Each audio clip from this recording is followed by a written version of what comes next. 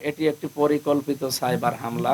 নির্বাচনে নিশ্চিত পরাজয়ের আশঙ্কায় একটি দল এবং তাদের নেতাকর্মীরা ভীত হয়ে এ ধরনের ন্যাক্কারজনক সাইবার সন্ত্রাসে জড়িয়েছে বলে আমার মনে বিশ্বাস।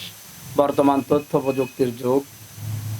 আমরা এই তথ্য প্রযুক্তিকে ব্যবহার করার মাধ্যমে দ্বীনের দাওয়াত এবং সত্য বিধানগুলো মানুষের মাঝে ছড়িয়ে দেওয়ার একটা প্রয়াস চালাচ্ছিলাম।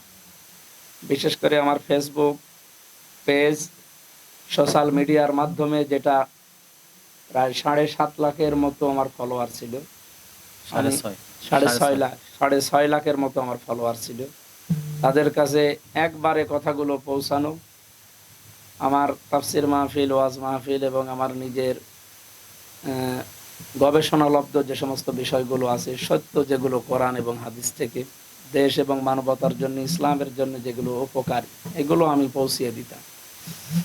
কিন্তু দুঃখের সহিত লক্ষ্য করলাম একটি কুচক্রী মহল পরিকল্পিতভাবে আমার অফিসিয়াল পেজের বিরুদ্ধে ফেক স্ট্রাইক বা মিথ্যা অভিযোগ নিয়মিতভাবে করে তারা রিপোর্ট চালাচ্ছিল। এমতো অবস্থায় আমার ভেরিফাইড পেজ আজ দুপুরবেলা ডিসেবল হয়ে যায়, নষ্ট হয়ে যায়।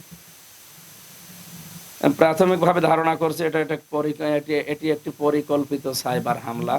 নির্বাচনে নিশ্চিত পরাজয়ের আশঙ্কায় একটি দল এবং তাদের নেতাকর্মীরা ভীত হয়ে এ ধরনের ন্যাক্কারজনক সাইবার সন্ত্রাসে জড়িয়েছে বলে আমার মনে বিশ্বাস। অফলাইনের পাশাপাশি অনলাইনে আমার প্রচারণা ব্যাপকভাবে সাড়া ফেলে প্রতিপক্ষ দলটি দিশেহারা হয়ে যায়। জনগণের স্বতঃস্ফূর্ত সমর্থন দেখে তারা এই ডিজিটাল প্ল্যাটফর্মকে বাধাগ্রস্ত করার জন্য বিভিন্ন রকমের ষড়যন্ত্র করে। এই ব্যর্থতা ঢাকতেই তারা সাইবার হামলার পথ বেছে নেয়। আমি স্পষ্ট করে বলতে চাই, এই সমস্ত সাইবার সন্ত্রাস ও গণতান্ত্রিক অধিকার হরণের প্রচেষ্টা আমাদের কাউকে দমাতে পারবে না ইনশাআল্লাহ। জনগণের ভালোবাসা এবং তাদের সমর্থনই আসলে আমাদের শক্তি, সর্বোপরি আল্লাহর রহমত।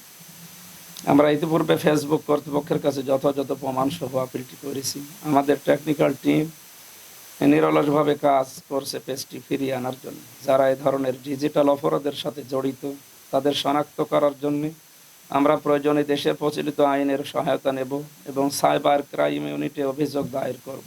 একই সাথে আমি নির্বাচন কমিশন, আইন শৃঙ্খলা বাহিনী এবং সংশ্লিষ্ট সাইবার নিরাপত্তা কর্তৃপক্ষের দৃষ্টি আকর্ষণ করছি এই ঘটনার সুষ্ঠু তদন্ত এবং দোষীদের বিরুদ্ধে আইনগত ব্যবস্থা দ্রুত গ্রহণ করার জন্য।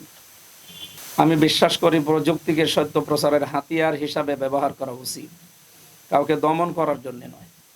সাংবাদিক ভাইদের অনুরোধ করব, আপনারা এই বিষয়টি জাতির সামনে সত্য সহকারে এবং সঠিকভাবে তুলে ধরবেন। এ ধরনের ডিজিটাল হয়রানি যেন আমি সহ সবাই মুক্ত থাকতে পারে এবং এর হয়রানি যেন বন্ধ হয়।